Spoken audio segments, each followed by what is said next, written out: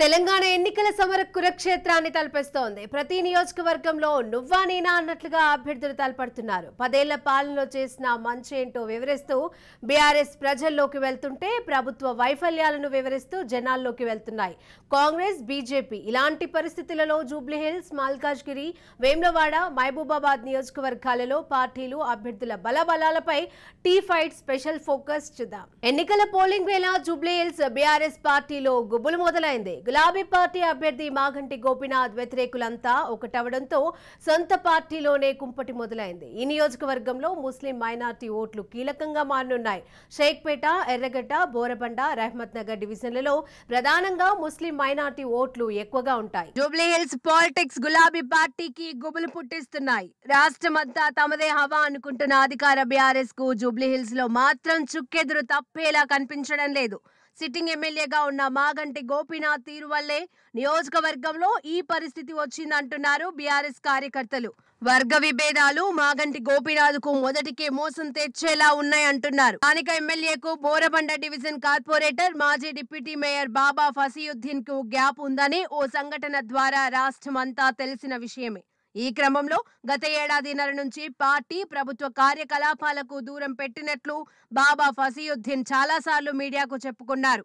దీంతో ఆయన పార్టీతో అంటి ముట్టనట్లుగా ఉంటున్నారు. అయితే ఈ ఎన్నికల్లో బాబా ఫసీయుద్దీన్, మాగంటి గోపీనాథ్ సహకరించే అవకాశం లేదన్న చర్చ జరుగుతోంది. జూబ్లీహిల్స్ లో దాదాపు 50,000 ముస్లిం ఓటర్లున్నారు. బోరబండ డివిజన్ లో బాబా ఫసీయుద్దీన్ కు మంచి పట్టుంది. ఇప్పుడు ఆయన తన ఓటు బ్యాంకును ఎటువైపు మళ్లిస్తాడో అన్నది సస్పెన్స్ గా మారింది. మాగంటి గోపీనాథ్ తీరుతో పార్టీకి తీవ్ర నష్టం కలిగే అవకాశం ఉందంటున్నారు బీఆర్ఎస్ కార్యకర్తలు. ముఖ్యంగా షేక్పేట్, ఎర్రగడ్డ డివిజన్ ఎంఐఎం కార్పొరేటర్ స్థానాలు కైవసం చేసుకోగా ఆ ప్రాంతంలో బీఆర్ఎస్ ఓటు బ్యాంకు తక్కువగా ఉంది. ఇది కాక ఎంఐఎం పార్టీ ఎన్నికల బరిలో దిగడంతో పూర్తిగా ముస్లిం ఓటు బ్యాంక్ బీఆర్ఎస్ కు మొండి చెయ్యి చూపించవచ్చనే అభిప్రాయాలు పలువురు వ్యక్తం చేస్తున్నారు. ఇటీవలే రహమత్ నగర్ కార్పొరేటర్ సిఎన్ రెడ్డి తనని మాగంటి దుర్భాషలాడారని ఆగ్రహం వ్యక్తం చేశారు. గోపీనాథ్ దురుసు ప్రవర్తన నచ్చక బీఆర్ఎస్ పార్టీని వీడి సిఎన్ రెడ్డి కాంగ్రెస్ లో చేరారు.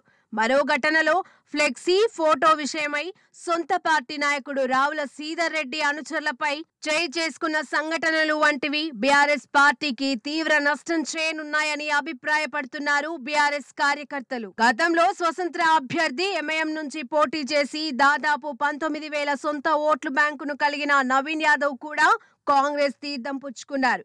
రాజకీయ ప్రత్యర్థి అయిన మాగంటి గోపీనాథ్ ను ఈసారి ఎలాగైనా ఓడిస్తానని బహిరంగంగా మీడియా ద్వారా తెలియజేశారు.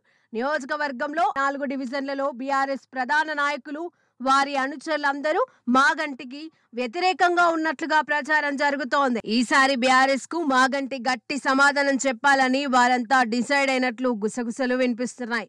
దీంతో ఇప్పటికే బీఆర్ఎస్ నాయకుల్లో ఆందోళన మొదలైనట్టు కనిపిస్తోంది. మాగంటికి తిరుగులేదనుకున్న సమయంలో అనూహ్యంగా వ్యక్తిగత వ్యతిరేకులు అంతా ఒక్కటై ఓడించాలని కంకణం కట్టుకోవడం చర్చనీయాంశం అవుతోంది.